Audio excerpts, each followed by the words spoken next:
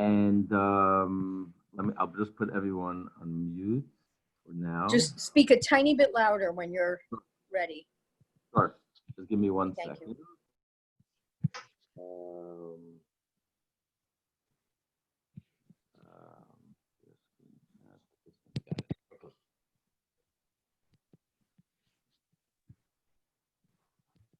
Okay. So when Miriam, Moshe's siblings, Moshe's older sister, Miriam and Aaron, when they complained to Moshe why he's separated from his wife, and Hashem intervenes, and Hashem speaks up for Moshe. And he says, what's the greatest praise he can praise Moshe Rabbeinu, Moshe our teacher? He says, Moshe Anav Mikol Ha'adam Asher Apnei Adam. Moshe is the most humble person that ever lived. And the question is, what does humility mean? How could Moshe be the most humble person that ever lived? Moshe didn't know who he was. There never was anyone like Moshe, and there never will be anyone like Moshe. He went up to heaven and back 3 times. We all go to heaven, hopefully, but we don't come back. Moshe went to heaven and back 3 times. He gave us the Torah, split the sea, took us out of Egypt, led us for 40 years in the desert, miracles and wonders on a global scale the world has never seen. And Moshe is the most humble person that ever lived. What does that even mean? You know, when Korach stood up to Moshe, what did Moshe do? He put him where he belonged, 6 feet under. Moshe was no pushover. He was no meek pushover and pretended to be nothing and nobody. And Moshe was very tough and very strong, a strong leader. So what does it mean that he was the most humble person that ever lived? They say a story with Nachmanides. In his day and age, there was this guru, like a Gandhi. He had a reputation of being tremendously humble. And Nachmanides was very curious to meet him, to see this in person. And he goes and he visits him and he watches him and he sees he's never met anyone who's so humble in his life.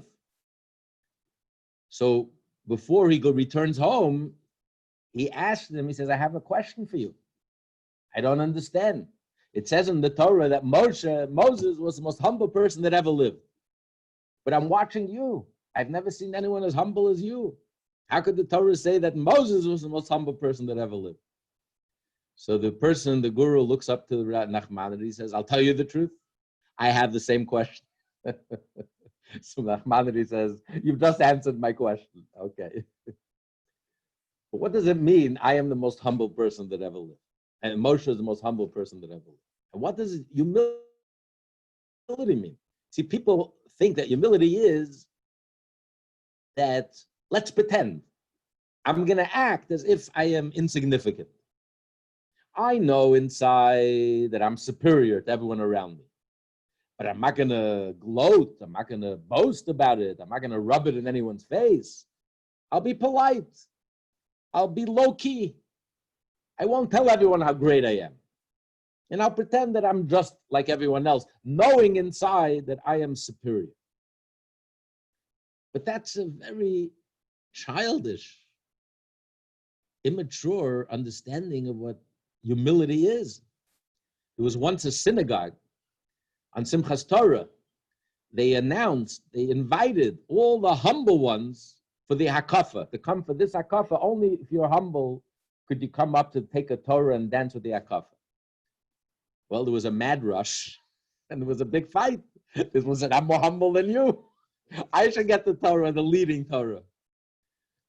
So obviously, they say there was in a certain town, the most learned person in town had a custom that he would go into the bathhouse before Shabbos. Everyone went to prepare for Shabbos. And in the bathhouse, he would go around asking everyone, do you need any help? Could I pass you a towel? You need some shampoo? You need some soap? Of course, everyone refused him. I mean, this was the most learned person in town. But so that was his way of being humble, humbling himself. Oh, I'm just a simple person there. I'm here to help you with your shampoo and the shower. Anyway, a chassid comes to town. He doesn't know who this person is. He doesn't know from anything. And Friday before Shabbos, he's in the mikveh, and this Jew comes over to him and he says, "Can I help you? Can I pass you a towel?" Jew says, "Yeah, please. That would be very helpful. Thank you. Having a little soap, a little shampoo. Yes, that would be wonderful. I appreciate it." And the person starts mumbling out loud to himself. Apparently, this guest, this stranger, has no idea who I am. He's not supposed to say yes. He's not supposed to take me up on my offer. He has to refuse me. It's like an act. It's like a shtick. I have to offer it because I'm humble. But of course, come on, you know who I am. It's like the story with the rabbi on Rosh Hashanah and Yom Kippur started bowing down in front of the shul, and out loud he says, "I am nothing. I am nobody. I'm insignificant." When the rabbi says this, the president of the community gets up and bows down right next to the rabbi, and he says out loud, "I am nothing. I am nobody. I am." Well, the shamish, he sees the rabbi and the president of the shul bow down. He also stands up and starts kneeling down and bending down. He says, "I am nothing. I'm nobody." So the rabbi elbows the president. Look who thinks he's nothing. He also thinks that he's nothing. So this is like a parody. This is like a joke. The story with the shadchan. This older guy, he couldn't find any shidduch. The shadchan got very frustrated. He says, "Every girl I set you up with is no good for you. This one is not good enough. That one is not good enough. You have these unrealistic expectations. Who do you think you are? Get off your high horse a little. Relax. You're human. You also have flaws. You want to marry another human being, not some perfect angel. You have to work on your humility." So I suggest, he says, it's a great idea. I'm going to take off 3 months from dating, and I'm going to work on my humility. And then I'll get back to you. 3 months later, he comes to the shadchan, to the matchmaker. He says, "Okay, I've worked on my humility. I'm ready to go." "Fine," he says, "I have a beautiful, perfect girl for you. So many good qualities." Anyway, he goes out on the date, immediately rejects her. The shadchan is frustrated. He's so flustered. He says, I don't understand. I thought you were working on your humility. What happened? You immediately rejected her. You didn't even give her a chance. So he turns to the shadchan. He says, "If she wasn't good enough for me before I was humble, now that I'm humble also, I'm for sure she's not good enough for me." So this is like a parody of what humility means. Humility doesn't mean let's pretend. Humility is something very real, very serious. It's not meekness. It's not, I'm a pushover, I'm a doormat. Because you have to be strong. To be Jewish, you got to be strong. You got to be tough. You have to be proud. The opening law of the code of Jewish law: don't be humiliated or embarrassed by those who insult you or whatever, or those who laugh at you or scoff at you. When you do the right thing, many times it's not politically correct to do the right thing. It takes a lot of courage, a lot of backbone, strength of character, not to follow the herd, not to conform, and to follow your conscience and do what's right, even if it's going to cost you and even if it's not popular. So you have to be strong. To be Jewish, you have to have a backbone. You have to be a stiff-necked people. So humility doesn't mean meekness. So what does humility mean? And how could Moshe be genuinely humble? Because it says Moshe thought to himself, he says, "Listen, of course I am Moshe. You know why I'm Moshe? I was born with a tremendous advantage. Like I was born with a golden spoon in my mouth. My father was the leader, Amram was the leader of the Jewish people in Egypt. I come from such an illustrious family. You know who Amram was? We studied in the Daf Yomi, those who were studying Shabbos. Amram was one of the 4 people in history that shouldn't have died. He was so perfect. He should have lived forever. He didn't have even a single sin in his life. Not a single sin. The only reason he died is because we're all connected. And since we all die, so he also had to die. But personally, he was pristine. He was perfect. This is Moshe's father. So you can imagine he had such a father. You can imagine what kind of soul at the moment of conception this father drew down into this world, the soul of Moshe. Such a lofty, such a holy soul who was drawn from a different dimension of being. His soul was unique and different than all other souls. It was so deep and so profound from a different dimension. That's why his name was Moshe. He was drawn from the water. Moshe means he was drawn from the water. Chassidus explains his soul was drawn from a whole deeper, higher dimension. Our souls come from a much lower dimension. Moshe was the one of two souls that came from a whole different dimension, of a whole different magnitude of order. And that's why he couldn't speak. Moshe had difficulty speaking because it was difficult for him to relate, to communicate, to connect, to relate to us, to our experience. His soul was so deep, was on a whole different level of being and existence. So this was drawn down by his father Amram. God gave Moshe tremendous abilities that no one else ever had. So it's no wonder that he's Moshe. So therefore, there's nothing to be arrogant about. Just because I have all these incredible qualities, why should I be arrogant? These talents, these abilities, these God-given talents and God-given abilities and sensibilities, this is something that comes from Hashem.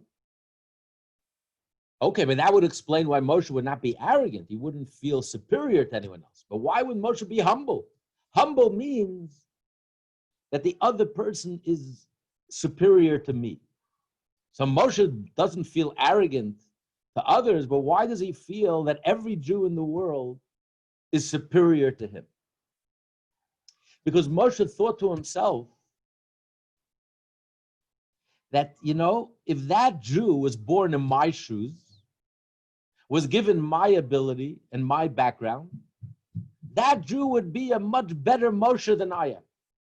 He would have taken his God-given abilities and he would have run with it. And he would have accomplished much more than I ever accomplished. He would have been a deeper, a more genuine, a more sincere, a more profound Moshe.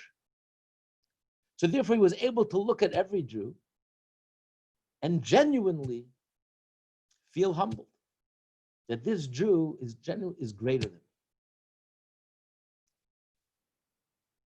There was these two Hasidic rabbis, the holy Ruzhiner, Rabbi Yisrael of Ruzhin, and his colleague, I forget exactly which one that it was. And the rabbis in Eastern Europe, these rebbes, were like celebrities. Whenever they traveled, hundreds of thousands of Jews would come to greet them and welcome them. They were like kings. They were like royalty. And the Rabbi Yisrael of Ruzhin saw that his colleague was struggling with all the attention and all the fame because it can get to your head. Unfortunately, we know too many public, successful, famous people. It gets to their head. And they really think suddenly that they're hot stuff and they're above human and above average, and they start preaching to people and start insufferable arrogance and just become completely insufferable human beings and so clueless, so out of touch with reality. But that it can get to your head. It's very rare to find a successful artist, a successful person whose fame or wealth or tremendous wealth or success did not get to their head. And they remain down to earth, human, humane, simple, real, honest.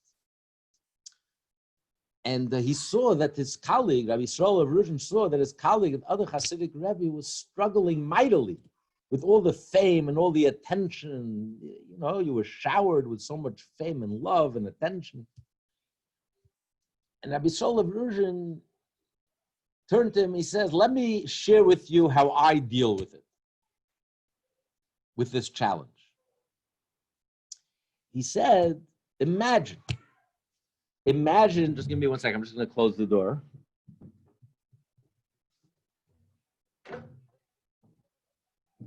He says, imagine you're walking with the king. Could be you're the minister, and you're walking with the king. And as you're walking down the street with the king, everyone around you is bowing down, saying hello to you, greeting you, you the minister, and completely oblivious to the king, ignoring the king that's right here. You're walking with the king. You wouldn't know where to bury yourself. Not only wouldn't it get to your head, it wouldn't inflate your ego. You would be completely humbled and crushed. What's going on here? Why are you paying attention to me? Hello, wake up. The king is right here. I am nothing, I'm nobody. It's the king. It's all about the king. I'm just the king's. I just work for the king. I'm just like you. I'm just like a subject of the king. It's all about the king. How dare you pay attention to me? It's about the king. So he says the same thing. When people are giving me the attention, I think, what are you giving me the attention? Hashem is here. Think about Hashem. I am nothing. I am nobody. It's all Hashem. Nothing exists besides Hashem. The king is right here, right in front of you. Focus on Hashem. Focus on the king. Focus on me. So it makes me so uncomfortable. Not only it doesn't get to my head, on the contrary, it completely humbles me and it crushes me. It doesn't allow me to become inflated, an inflated, exaggerated sense of self and ego and arrogance. You know, the Rebbe, we saw this humility in the Rebbe, this quality of humility, incredible quality of humility. You know, one of the most famous people in our generation, and anyone who encountered him. Reuven, you had the pleasure and privilege many times. The total humility of the Rebbe was like shocking. And maybe afterwards you'll be able to share with us your experience. The Rebbe's focus was on you. He was totally present with you. You are the most important thing. When he spoke to you and he looked at you, nothing else mattered, nothing else existed. You were the center of the universe. He was completely, removed himself completely. It wasn't about him, what a great personality he was and what a great character. It was totally about you. And the Rebbe was 89 years old when he had the stroke. He was distributing dollars till the age of 89. And Reuven, I think you got $1 at that age, when the Rebbe was that age, right? Right at the end. And the Rebbe was standing, and he used to fast on Sundays. When he would distribute dollars, he was fasting that day. He just drank. Maybe he had a coffee, a tea. Because after standing for hours and greeting thousands and thousands of people, one, each individually and personally, then he would go to the gravesite of his father-in-law, the uncle. We were supposed to have a trip to this Sunday, but unfortunately, because of the coronavirus, we're going to have to, 2 weeks before the yard site of the Rebbe, he's 6 yard site. So we're going to have to push it off, for a different date. He would go to the gravesite of his father-in-law and pray questions and requests that people wrote into the Rebbe. The Rebbe would always answer. I'll mention it by my father-in-law's gravesite and pray to Hashem that he should answer, and he would come back with answers. So the Rebbe would travel to Queens after standing on his feet, fasting a whole day. He would stand by the gravesite for a few hours. Then he would come back to 770.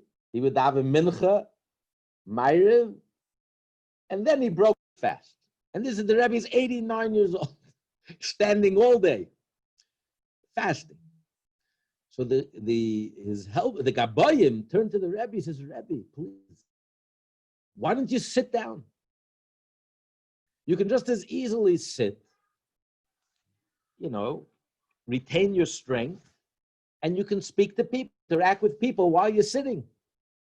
For the people, they're younger, it's not a big deal, they're passing by, and then they go on.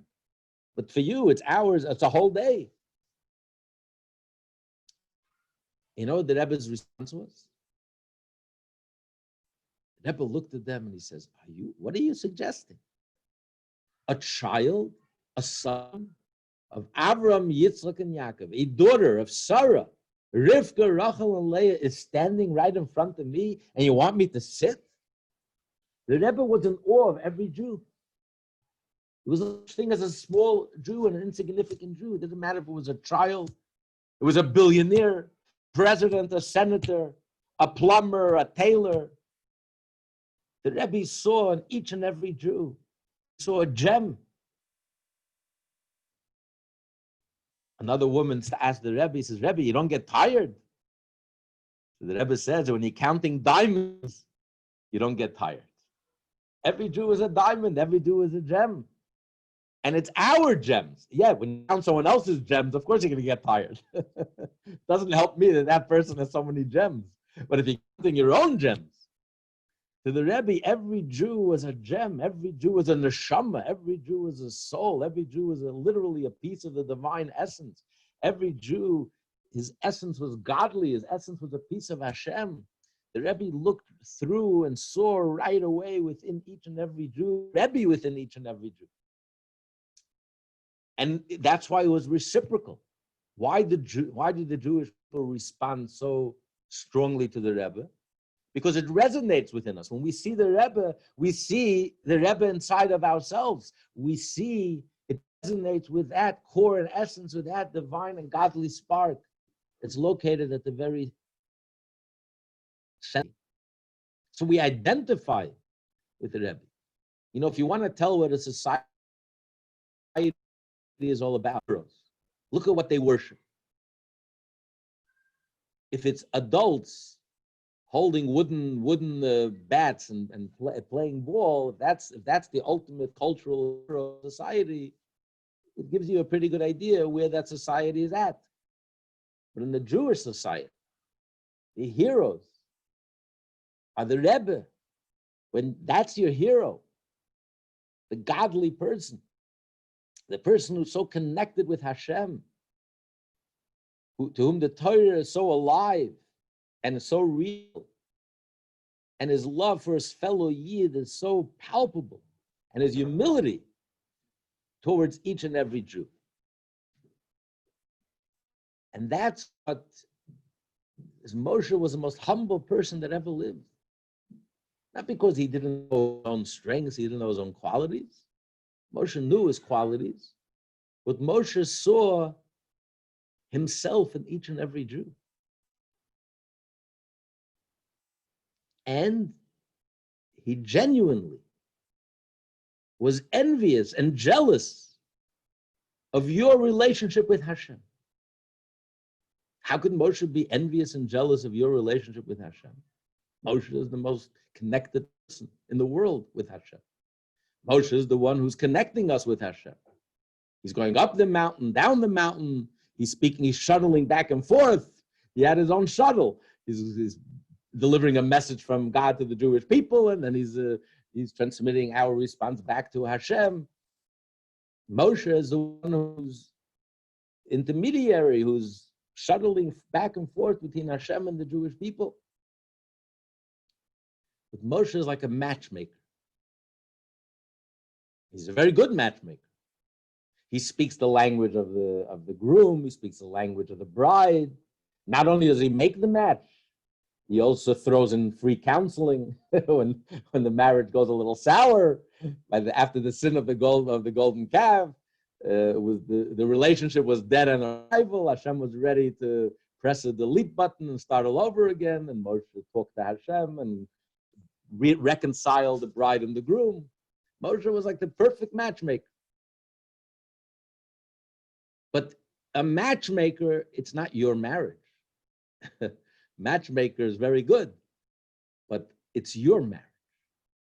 It's your personal marriage, your personal relationship with Hashem. Every Jew speaks to Hashem directly. You say, Baruch Ata, blessed are you, directly. Moshe was jealous of the simple Jew's connection and relationship with Hashem. The sincerity, the wholesomeness. You know, I'll never forget many times, especially when Russian Jews would pass by the Rebbe, when the Rebbe was giving out dollars or the Rebbe was giving out from his wine. At the end of the holiday, after the end of the holiday, we'd make Havdalah. When he had a farbrengen, he would make Havdalah out of the cup of wine. And then from that cup of wine, it's called a koshel bracha. It's a cup that's blessed. And he would pour that wine. He would never empty the cup. He'd always add wine to the cup. Someone was there all night adding cup, and everyone went by, and he poured a little of the wine to that person. And whenever a Russian Jew would go by, you see the Rebbe tear up, very quietly. You just saw his eyes just tear up. That this simple Jew, this Jew who just lived through Stalin, who was so challenged, and the whole government conspired to keep this Jew away from his Yiddishkeit. 3 generations of aggressive atheism, trying to uproot any faith and any godly consciousness. And yet this Jew, heroically, with tremendous self-sacrifice, kept the faith, kept the flame of Yiddishkeit alive. Day after day, week after week, month after month. The Rebbe would just cry, was so in awe of this Jew, of this simple Jew. And the Rebbe was in awe of every Jew that passed by him, because the Rebbe saw the potential in this Jew, that this Jew has so much potential. This Jew is literally a piece of Hashem, and therefore every Jew has so much godly potential. The Rebbe saw himself in this Jew and the Jew in himself. And therefore, he was genuinely humble. And therefore, the Rebbe was not isolated. Up until the Baal Shem Tov, who introduced the whole idea of a Rebbe-Chassid relationship, the leader of the Jewish people was very much aloof. Because who was the leader of the Jewish people? The head of the Jewish people. The head is brilliant. The head is head and shoulders above the rest of the head as its, and therefore you're not even living. It's like Einstein. We're not even living in this universe. He's living in a different world. So the brilliant Jewish minds, the Jewish leaders, the deepest minds of Torah, of learning, and the deepest levels of spirituality, of mysticism, of Kabbalah, they're living in a different universe than the rest of us. They're not even breathing the same air. We're not living in the same world. They were isolated. They were alone. He didn't mind. They can entertain themselves. But they were the teachers of the Jewish people. But you didn't have that personal connection with them. Starting with the Baal Shem Tov introduced, revolutionized, and brought this concept of a Rebbe and Chassid, that the leader of the generation, the head of the generation, doesn't live in isolation. He took all these leaders and he brought them out of the closet, so to speak, that they should be engaged in the lives of each and every Jew, even the simplest Jew. And therefore the Rebbe is not alone, because the Rebbe sees how the essence of every Jew, by his very being, a Jew by his very being is holy. You're born holy. You're born Jewish. You're as Jewish as you will ever be the moment you're born. You're as holy as you'll ever be the moment you're born. You can learn to consciously experience that, to consciously express it, to consciously connect with that. And that is the whole goal and purpose of life. But it doesn't change the fact. It doesn't change the reality. Every Jew, a Jew is a Jew is a Jew. Every Jew has that core and essence of holiness and godliness. And that's what the Rebbe responded to. That's what the Rebbe saw and sees in each and every Jew.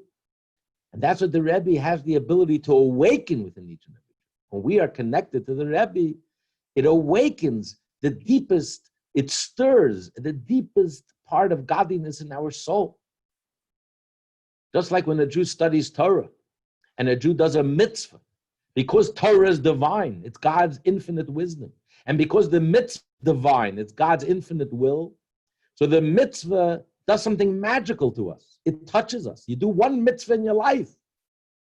And as many of you could attest, your personal life story, you did one mitzvah in your life, and that one mitzvah single-handedly, eventually, ultimately turned your whole life around.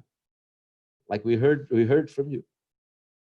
So the power of a mitzvah, because it's divine, you stop a Jew and he puts on tefillin one time in his life, the first time in his life. That Jew will never be the same. You study Hashem's Torah once in your life, you'll never be the same. You were touched by the divine. That's the power of a mitzvah. That's the power of Torah. You shake the lulav in the esrog, you eat the matzah, you do a mitzvah. It touches you and it stirs you in the deepest place in your soul. And the Rebbe has that power.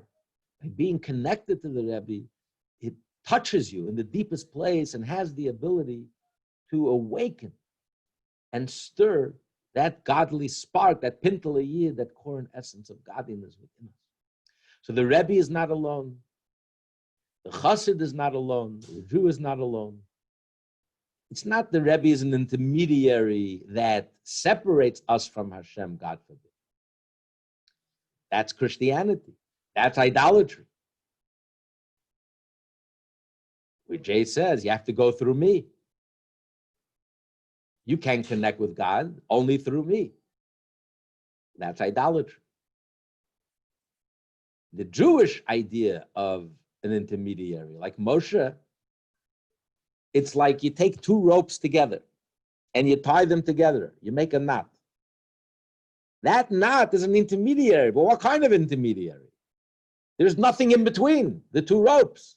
That knot is made up of the two ropes. There's nothing else. Moshe is one with Hashem, and Moshe is one with the Jewish people.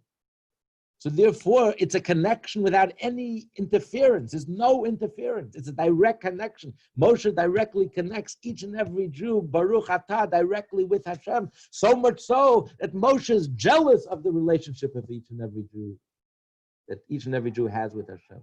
He's jealous of the simplicity, of the sincerity, of the infinite depth within each and every Jew. Could you imagine to make 1,000 separations, Jay being jealous of anyone? What do you mean? He is God.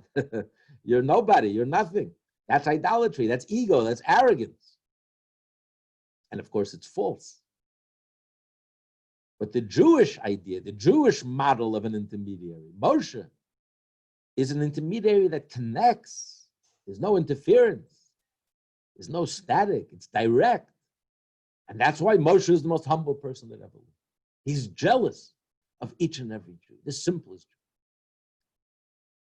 That's why Moshe was chosen to be the leader. It says Moshe was a shepherd. The Medrash says, the beautiful Medrash, that Moshe led the flock, his father-in-law's flock, Yisro. And one of the sheep ran away, ran off. And Moshe was chasing it for miles till the sheep died by a brook of water. And then Moshe realized the reason why the sheep ran away, ran off, was because when Moshe gave water to his whole flock, for some reason he overlooked this little sheep. This little sheep was very meek and didn't fight with everyone and didn't get any water. So he ran to find a little water. So instead of Moshe being upset, Moshe like so apologetic and he felt bad. Moshe lifted up, picked up the sheep, carried him all the way back very gently.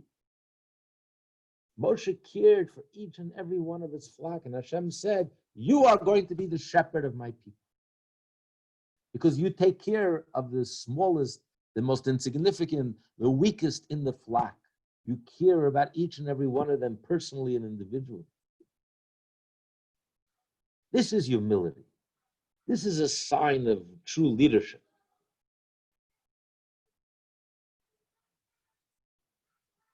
And this is the leader that inspires his followers. Because he's leading by example. There's absolutely no ego involved.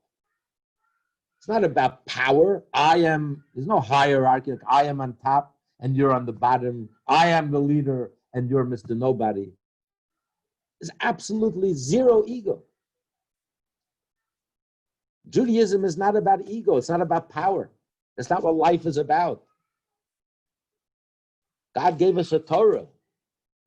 Life is about morality, righteousness, godliness, the respect for every human being, which became the foundation of American society, that all men are created equal. What do you mean all men are created equal? All men are created unequal. There isn't a single person who's equal to the other person. We don't look alike, we don't think alike. We're as unequal as it gets. What kind of statement is that all men are created equal? But this is a biblical statement. the only Bible, the Jewish Bible, the concept that every human being is created in the image of God. So every human being has innate, inherent value. And therefore, how you treat the most vulnerable in your community. That's the sign of leadership. That's the sign of greatness, of true leadership, of true humility.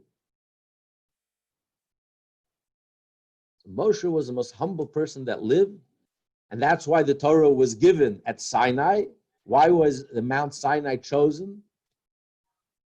Because Sinai was the most humble mountain. It was the smallest of all the mountains. This is what's beloved to Hashem, this quality of humility. Because only when a person is humble are you real. It's only when you're humble and you get off your high horse, you get off this holier than thou attitude, the superiority complex, and you have the humility to truly connect with another person. And you don't preach the other person, you lead by example. By changing within yourself, you inspire the other person to change. That's genuine leadership. Whatever the Rebbe demanded of us, he demanded 10 times, if not more, of himself. And he led by example. He didn't just preach. He pushed himself to the limit. And he demanded of us. He demanded a lot. But he demanded much more of himself. And he delivered.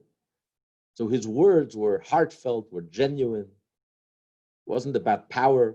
He didn't have any police. He didn't have any power in the physical, material sense. But he had all the genuine leadership and influence because of his humility, because of his genuineness, because of the godliness. Because the only way you're godly, how do you connect with godliness? How do we approach Hashem? Only through humility. Because Hashem is so much greater than all of us. It's so transcendent. The only way to approach Hashem with total humility. And when you approach Hashem with total humility, then you're in touch with something real. Then you're in touch with the infinite, with something godly. And then you can touch and inspire your fellow Jew and the rest of the world. So, if all the humble ones want to comment, I'm just joking. You can unmute yourself. I think you can unmute yourself.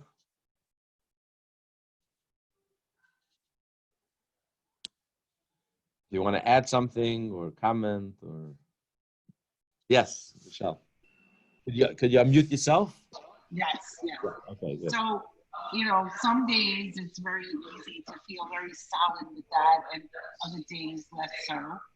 And I don't want to bring back yesterday's talk, but how do we connect this concept to everything that's going on today? And somebody said it, like, we're here because we feel that way, or we want to feel that way, but it is a struggle with what's going on right now. Like, so what is the lesson of this to fit into, what's going on right now?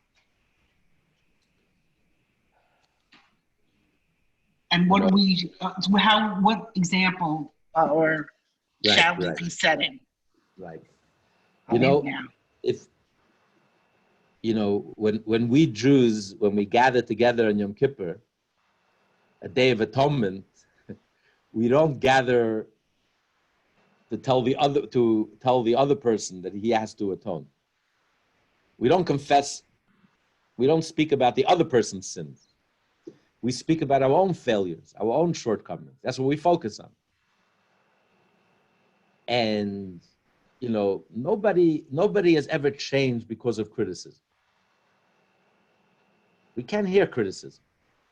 We can't hear what's wrong with us. We could hear what's wrong with you, with someone else. But because when someone shares something genuine that's going on inside of you, your struggles, your difficulties, your vulnerabilities, that could inspire us. That would inspire me. That you're sharing something genuine from within you. After this horrific incident of cruelty, 8.5 minutes, 9 minutes, a person is pleading for his life, and just cold-bloodedly pressing his neck and killing him. The real response, if there was a real response, there should be this outburst. America, the last 2 weeks, there should have been this outburst of kindness like we've never seen before. Everyone should have done a little soul searching in our own personal areas in our life with great humility, and think to ourselves, which areas in my life could I improve? Because cruelty can take many forms. None of us are tempted to put our foot in someone's neck and kill him. That doesn't make us righteous that we don't do that. But those areas in our life that we have to struggle, those areas in kindness where it's a struggle for us to be kind. We have to go beyond ourselves a little. Maybe we should focus on that. When the people of Nineveh, that's the story we read on Yom Kippur, they all gathered together and they did teshuvah. They put ashcloth on and they sackcloth with ashes, and they repented. They became better people. You want a genuine response? There should have been a dazzling outburst of kindness in America, where 300 million people all examining. Everyone was running to their houses of worship and talking to their spiritual leaders. How could we become better people, kinder people, more sensitive people, that something like this can never happen again? Not this outburst of evil, cruelty. This is not the response. A genuine response, a humble response, a response that would really change, really bring real change, with a lot of humility, is what can I do to change my life? Not wag my finger and tell someone else what he has to do, calling someone else a racist, and you have to change. It's very nice. Oh, everyone is telling each other what they have to do. I mean, that doesn't do anything, it doesn't accomplish anything, and it doesn't change anything. You want a genuine change with a lot of humility, dealing with the struggles, my own personal life, those areas in kindness that I have to improve, that I have to work on, that I'm far off the mark. And I know I could do better, and I know I have to do better. And it's time to grab the bull by the horn and really lift myself up and really change. And there should be a collective effort. There should be millions of cases of kindness that people are going out of their way. This is how we respond, with an outburst of cruelty, looting, murder, mayhem. People are losing their jobs, their careers, because they said something and it's not long politically correct, and I agree with them, and they bully you into submission. People are bending over backwards to apologize. It's not enough, never enough. When you're dealing with terrorists, if you give in and show weakness, it's never enough. That's what we're dealing with, a bunch of intellectual terrorists. No, that's not the answer to tell someone else what his faults are. A little humility, a genuine humility. Am I changing? But that's a genuine response. If what happened really shook us up, we have to examine those areas in our life that we have to improve, that we can do something about it. There's one person in the world that we can change. The only person in the world that we can change is, guess who? Ourselves. No, it seems so that we're not focusing on. Yeah. We're all focusing on telling everyone else, you have to change and you have to change. This is so childish. It's so immature. It doesn't change anything. It doesn't do anything. This is not real. This is cosmetic. There's real humility. If it's not about ego, and it's not about power, and it's not about control, it's really for real. if it's really about morality and ethics and godliness, then there would be an outburst of kindness that America has never seen before. Each and every one of us in our own personal lives, step up to the plate, shake ourselves up a little, and elevate our game. We can do so much better, so much more, so much deeper, so much more genuine, so much more sincere.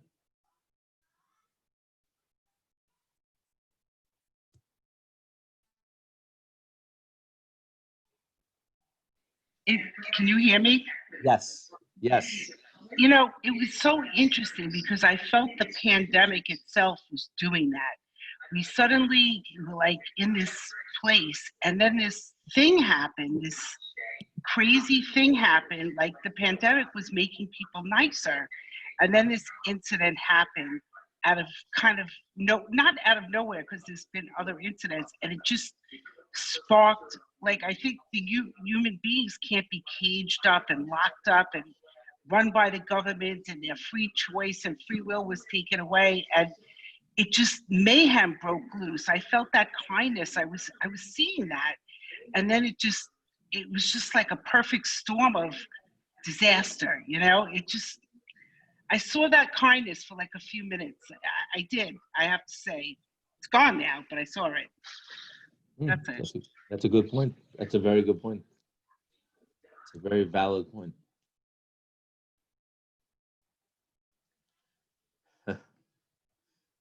You're right. You're right. Kids are not in school for months and months. I mean, you coop them up. I mean, it's like a pressure cooker. It's like I don't know who that cop was or whatever, but my instinct and my innate feeling said he probably just snapped, you know, from all of this. And I know I felt snapped in a certain way. So, you know, things taken, you know, you want to be humble, but this condition of this plague or pandemic and the timing of it all, I think it's really wearing on people in a particular way. And I think these people, these rioters, didn't get out of the house, and it gave them something to do. And maybe they don't have religion, maybe they don't have you. Maybe these riots are a sense of meaning and purpose for people that is something that we crave and need to have, you know. That's been going through my head a little bit too, that craving is something's craving out there. So whatever. But thank you. Thank you, Michelle. Thank you.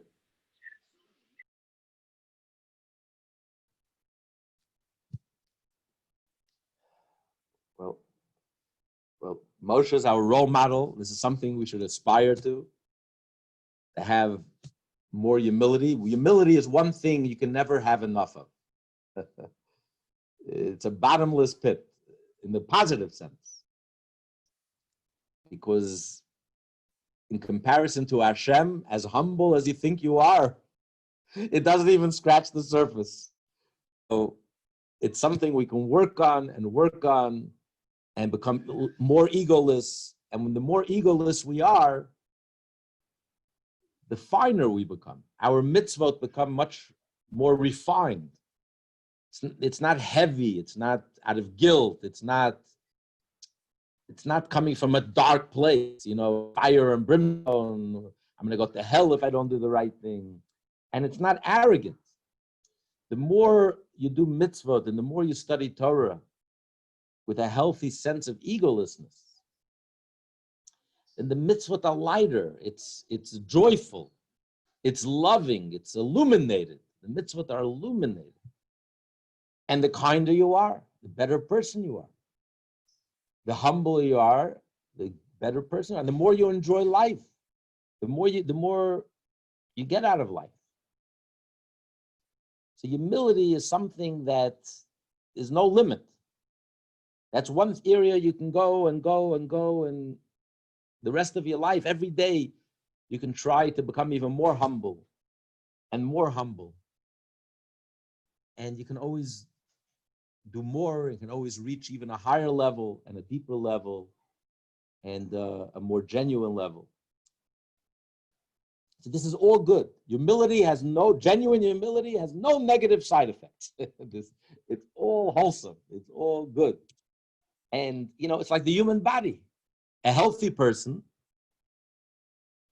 doesn't feel himself. That's the sign of health. What's the first sign of illness? You're self-conscious. When you walk down the street, you don't feel like a bag of bones and veins and blood. You don't even feel yourself. You're light. If you feel your body or any part of your body, it means something is wrong. The same as with our spiritual health. What's the sign of spiritual health? Humility, unself-consciousness. The focus is not about me. Don't focus so much on myself. Focus more on what does God need me for? What's my mission? What's my purpose? And the less you focus on yourself, the happier you'll be. It's a paradox of life. When do you discover yourself? You know when you discover yourself? The moment you forget about yourself. The moment you focus on yourself, like sometimes you just feel you're zoning in, you're focused, you're in the moment, everything feels beautiful. And then you start focusing on that, and you become self-aware and self-conscious, and you lose the whole magic. When you're not thinking and you're not thinking about yourself, that's when the best within you emerges. The best comes out. That's when you find yourself, the moment you weren't thinking about yourself. So unself-consciousness, egolessness, humility is the sign of spiritual health. It's the best antidote to all of our maladies, all human problems. 99.9% of human misery comes from ego. The more humility you have, the healthier you are. You bring health to your life. You bring happiness to your life. You bring joy to your life. You bring satisfaction to your life. You bring wholesomeness, godliness, and goodness. The more egotistical we are, it's the exact opposite. So Moshe is our ultimate role model. Moshe Rabbeinu, Moshe our teacher. So if we can even get a little of that, internalize that, even a little, it would improve our life by far. So on that note, I want to wish you all a wonderful, wonderful Shabbos. We hope by phase 2, hopefully it'll be sooner than later. I understand in the beginning of July, we'll hope to open the shul for Shabbos. Until then, everyone please stay healthy, stay safe, stay Thank safe. you, Rabbi. Beautiful, Thank beautiful. you, Rabbi. Thank you. Hello. Thank you, everyone. Thank you. Well said. Thank you. Thank you. Thank you for the class tonight. Thank you. Right. Shabbos, everyone. Good Shabbos. Shabbos. Shabbos. It's so good. See you tomorrow. Yes.